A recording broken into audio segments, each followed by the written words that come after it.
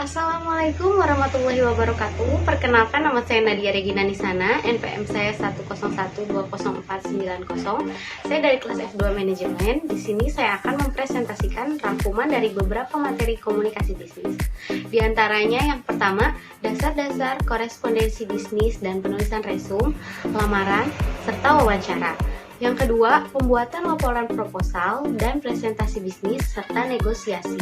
Yang ketiga, rapat bisnis, penulisan laporan bisnis, laporan singkat, dan laporan formal. Yang keempat, praktek memimpin rapat dan membawa surat resmi. Yang kelima, komunikasi dengan teknologi informasi. Dan yang terakhir, penggunaan sosial media dalam komunikasi bisnis. Materi yang pertama yaitu dasar-dasar korespondensi bisnis dan penulisan resume, lamaran, serta wawancara. Definisi korespondensi berasal dari kata koresponden, artinya hubungan yang terjadi antara pihak-pihak terkait yang dilakukan dengan saling berkiriman surat bersifat resmi dan dilakukan dengan surat menyurat. Korespondensi juga diartikan sebagai surat menyurat. Ada dua tipe korespondensi, yaitu yang pertama korespondensi eksternal, yaitu hubungan surat menyurat yang dilakukan oleh suatu lembaga dengan pihak luar lembaga. Contohnya, kantor A mengirim surat kepada kantor B. Yang kedua, korespondensi internal, yaitu hubungan surat menyurat yang dibuat suatu lembaga kepada karyawan atau dewan direksi lembaga tersebut.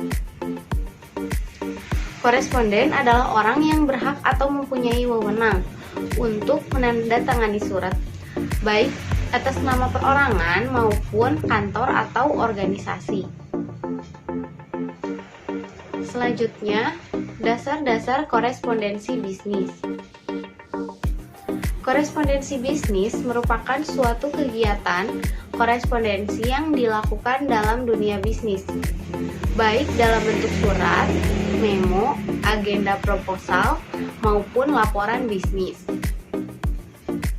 Surat merupakan sarana komunikasi tertulis yang disampaikan oleh suatu pihak kepada pihak lain dengan menggunakan media tertentu. Salah satu hal yang membedakan surat biasa dengan surat bisnis adalah tujuan penulisannya. Surat berorientasi pada kegiatan bisnis maupun gaya bahasa digunakannya dalam perkembangannya. Seseorang dapat menulis surat, mengirimkan surat dengan secari kertas maupun elektronik atau email. Selanjutnya, bahasa korespondensi bisnis. Korespondensi bisnis atau surat menyurat bisnis memiliki bahasa tersendiri, yaitu bahasa korespondensi bisnis. Ciri-ciri bahasa korespondensi bisnis adalah jelas, lugas, menarik, serta santun. Materi yang kedua yaitu pembuatan laporan, proposal, dan presentasi bisnis, serta negosiasi. Penulisan laporan dan proposal dalam perusahaan atau lembaga bisnis memiliki konsep atau pengertian yang beragam, tergantung persepsi dan pemahaman setiap pakar bisnis menyorotinya. Untuk memudahkan pemahaman tentang hal ini, maka dalam penulisan ini perlu pembatasan pengertian atau konsep yang menjadi titik pembahasan lebih lanjut. Laporan bisnis, konsep atau pengertian tentang laporan bisnis tidak pernah seragam dan tuntas, bahkan menimbulkan diskusi yang panjang. Setiap pakar atau ahli memberikan definisi masing-masing sesuai kemampuan ataupun keahlian yang dimiliki. Walaupun demikian, beragamnya definisi semakin menambah kekayaan khasanah intelektual dalam bisnis atau perusahaan.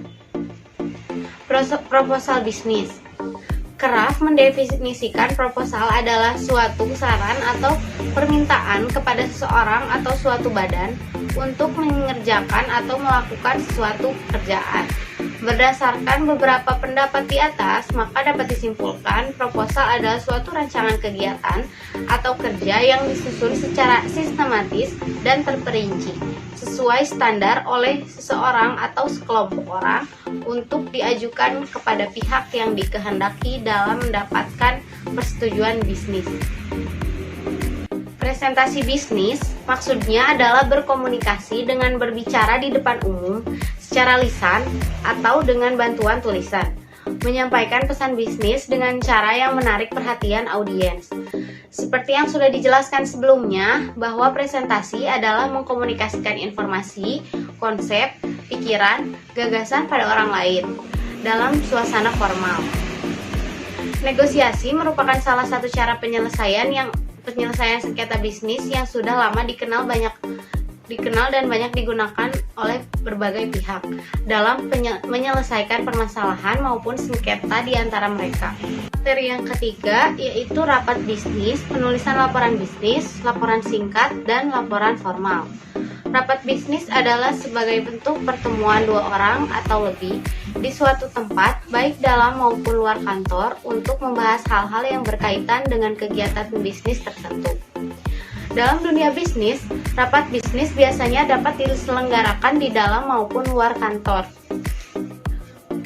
Rapat bisnis yang diselenggarakan dalam perusahaan pada umumnya membahas harian atau mingguan, menyampaikan pendistribusian barang ke suatu daerah, menyiapkan berbagai kebutuhan bahan baku untuk proses produksi berikutnya, dan menyiapkan alat tulis kantor atau ATK. Dengan kata lain, pemilihan tempat penyelenggaraan di sebuah pertemuan atau rapat bisnis, apakah di dalam atau di luar perusahaan, dapat dilakukan berdasarkan urgensi atau tingkat kepentingannya, jumlah kepesertaannya, dan ketersediaan finansial, faktor atau dana pendukungnya. Penulisan laporan bisnis. Untuk membuat suatu laporan bisnis yang baik, ada 3 hal yang harus dipenuhi, yaitu informasi yang disampaikan akurat, isi menunjukkan pertimbangan yang baik, format sesuai dengan kebutuhan audiens. Keakuratan laporan yang disampaikan merupakan hal yang paling mendasar dan penting dalam laporan bisnis, di mana dengan akuratnya informasi yang diberikan, manajer dapat mengetahui kinerja unit yang bersangkutan, sehingga apabila unit tersebut mengalami kemerosotan akan cepat ditanggulangi. Sebaliknya, jika unit tersebut mengalami peningkatan prestasi, dapat diberikan prestasi dan sebagainya lainnya.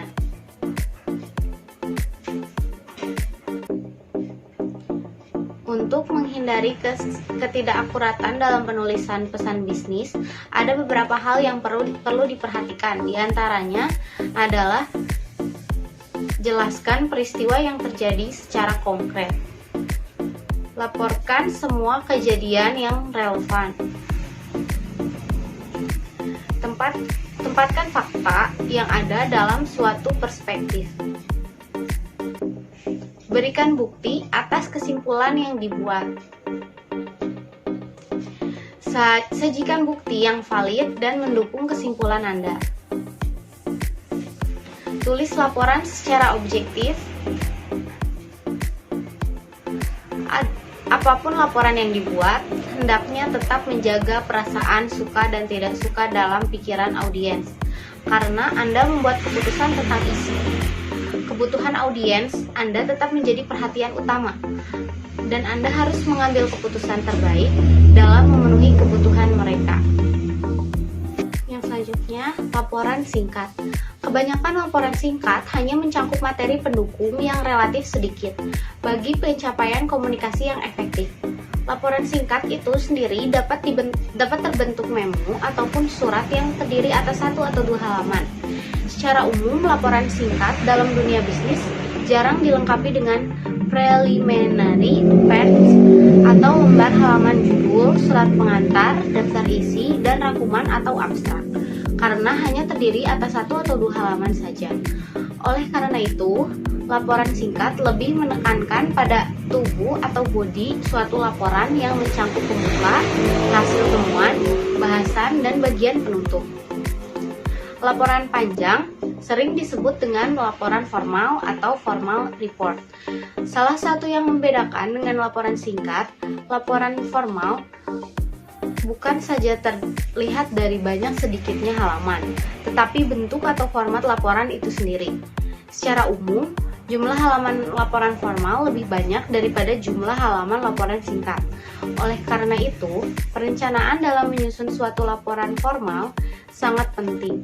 Dalam membuat perencanaan formal, banyak hal yang perlu dipertimbangkan, antara lain mendefinisikan masalah, membuat kerangka atau outline, untuk melakukan analisis, menyusun rencana kerja, melakukan penelitian atau riset. Materi yang keempat yaitu praktek memimpin rapat dan membawa surat resmi. Memimpin rapat bukanlah hal yang mudah. Anda harus menjadi penengah dari berbagai ide dan pendapat yang berbeda. Anda harus dapat memutuskan suatu situasi yang rumit sekalipun. Namun, hal itu bukan berarti memimpin rapat adalah hal yang harus Anda hindari. Rapat adalah salah satu agenda wajib dimanapun Anda bekerja. Disinilah tingkat kecerdasan emosi seseorang dapat kita lihat. Menjadi anggota rapat mungkin lebih sederhana. Anda hanya perlu menyampaikan pendapat dan menunggu putusan dari pemimpin rapat. Namun, jika Anda sendiri yang memimpin, maka Anda harus dapat mempersiapkan diri untuk memimpin dengan baik.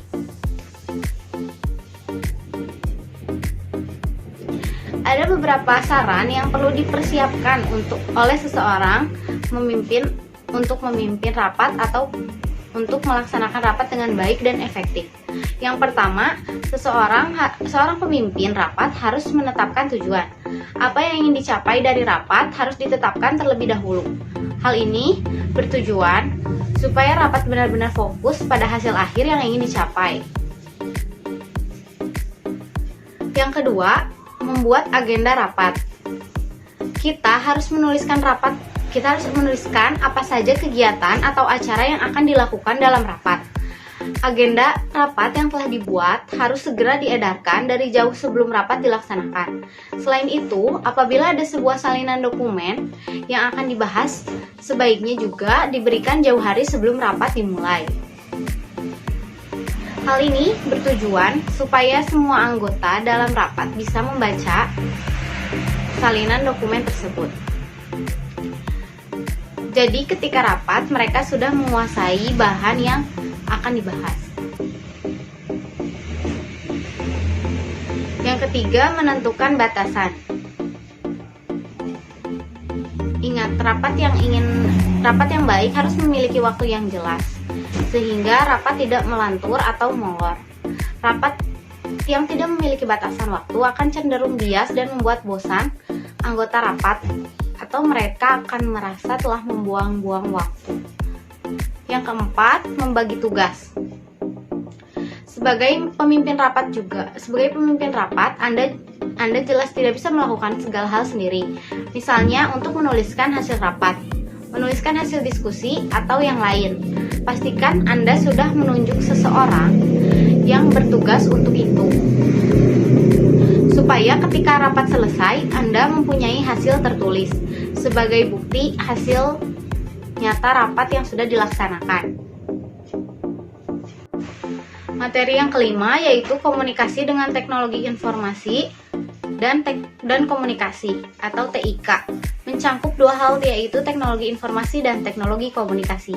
Seperti yang sudah dibahas, teknologi informasi secara umum yaitu penggunaan sistem perangkat keras atau hardware dan perangkat lunak atau software dengan menggabungkan komputer dengan jalur komunikasi untuk mengelola dan menyampaikan informasi.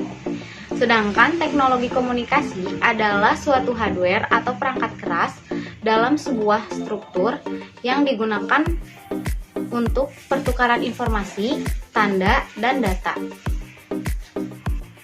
Teknologi informasi dan komunikasi atau sering disebut dengan kata TIK merupakan segala kegiatan yang berkaitan dengan pemrosesan, pengelolaan, dan penyampaian atau pemindahan informasi antar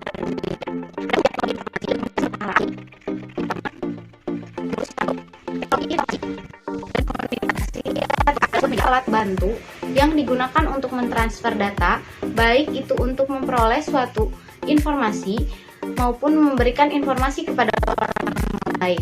Untuk alat komunikasi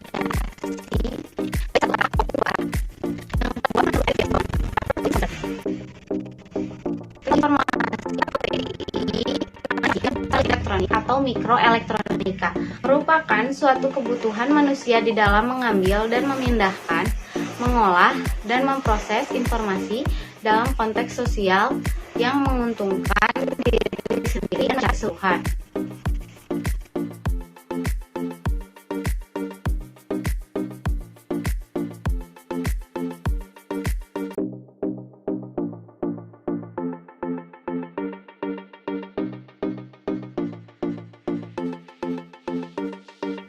Seperti diketahui bahwa penggunaan sosial media untuk bisnis sekarang ini menjadi hal yang umum digunakan untuk semua orang. Tak hanya sebagai alat untuk bersosialisasi, penggunaan sosial media saat ini juga bisa sebagai alat penunjang untuk kegiatan marketing dalam bisnis. Pada dasarnya, pengertian sosial media atau media sosial adalah suatu atau layanan online di mana penggunaannya tidak hanya menggunakan saja, tapi juga ikut berpartisipasi membuat konten seperti tulisan, gambar, video, dan lain-lain. Ada banyak jenis sosial media yang bisa dimaksimalkan untuk digunakan dalam kegiatan bisnis. Berikut adalah macam jenis sosial media. Ada beberapa jenis layanan sosial media yang populer di Indonesia yang bisa digunakan untuk bisnis. Yang pertama, blogging. Blog sendiri sebenarnya adalah jenis sosial media yang cukup lama populer di dunia, bahkan di Indonesia. Dalam dunia bisnis, blog digunakan untuk memberikan informasi terkait produk yang dijual. Biasanya, blog dibuatkan kategori sendiri pada website sebuah perusahaan. Yang kedua, social network. Social network yang saya maksud adalah seperti LinkedIn dan lain-lain. Di sini, kamu bisa membangun relasi antar perusahaan, tentunya dengan konten yang tepat, sehingga bisnis yang kamu sedang kembangkan lewat sosial media akan lebih tepat sasaran. Yang ketiga, sosial media. Berbeda dengan social network, sosial media di sini yang dimaksud adalah seperti Twitter, Instagram, Facebook, Pinterest, YouTube, bahkan TikTok. Yang keempat, forum. Di Indonesia sendiri, sebenarnya banyak forum online yang bisa kamu manfaatkan untuk bisnis. Tetapi, perlu diperhatikan bahwa tidak semua forum tepat untuk kamu gunakan. Tentunya, strategi penggunaan sosial media dalam bisnis seperti yang disebut di atas secara tepat dan pas akan bisa meningkatkan penjualan bisnis yang sedang kamu jalani. Kesimpulannya, ada banyak jenis sosial media yang bisa kamu gunakan dalam bisnis. Tapi pastikan juga strategi sosial media dalam bisnis seperti apa yang bisa kamu gunakan sehingga bisnis kamu bisa berkembang. Demikian video ini saya buat. Terima kasih sudah menonton. Wassalamualaikum warahmatullahi wabarakatuh.